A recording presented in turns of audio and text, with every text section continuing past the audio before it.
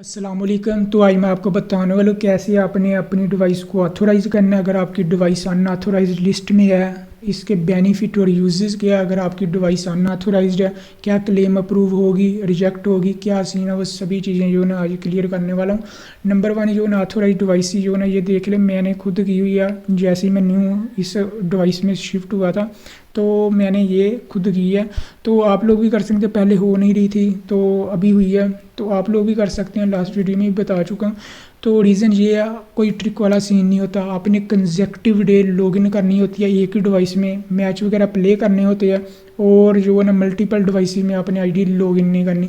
इतना कर लो, टाइम दो, 1 मंथ में मेरी डिवाइस जो है ना ऑथोराइज होगी थी। जैसे मैंने ऑथोराइज जो है ना इस पर क्लिक किया, ऑथोराइज कर सकता हूँ। मैं कोई भी डिवाइस ऑथोराइज कर सकता हूँ। न्यू डिवाइस में जैसे मैं आईडी लॉगिन करूँगा उसको भी मैं ऑथोराइज कर सकता हूँ।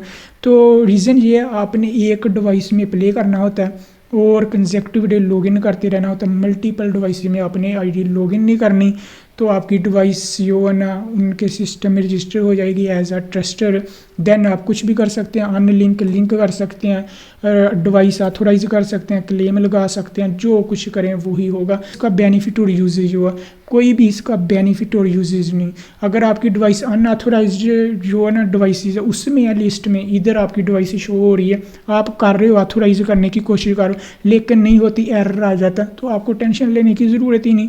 इसका बेनिफिट तो है नहीं कुछ भी। अगर आप क्लेम लगाना चाह रहे हो, लिंक वॉश करना चाह रहे हो, लिंक रिमूव करना चाह रहे हो इन गेम से, आउट गेम से, रीज़न ये आपने प्ले किया हो 1 मंथ 2 मंथ 3 मंथ जो ना आपने खेला हो, अच्छे मैच वगैरह प्ले किए हों, टाइम दिया हो गेम को, ज़्यादा टाइम दिया हो, तो जितना ज़्यादा टाइम दोगे उतनी जल्दी आपकी डिवाइस जो रजिस्टर हो जाएगी एज अ ट्रस्टेड। देन आप क्लेम लगाओ, अप्रूव होगी। बेशक आपकी डिवाइस जो हो वो अनऑथोराइज्ड लिस्ट में हो, मैटर नहीं करता, आपकी क्लेम जो वो अप्रूव होगी। ऑथोराइज जो है ना डिवाइस, अगर आप इंटर भी करवा लो ना ऑथोराइज, आप प्ले ना करोगे आपकी क्लेम रिजेक्ट हो जाएगी, सही है। तो इसका कोई बेनिफिट नहीं है, ऑथोराइज डिवाइस हो या ना हो, अनऑथोराइज हो या ना हो, इसका कनेक्शन नहीं। इसको ज़्यादा पर्सनल लेने की ज़रूरत नहीं आपको।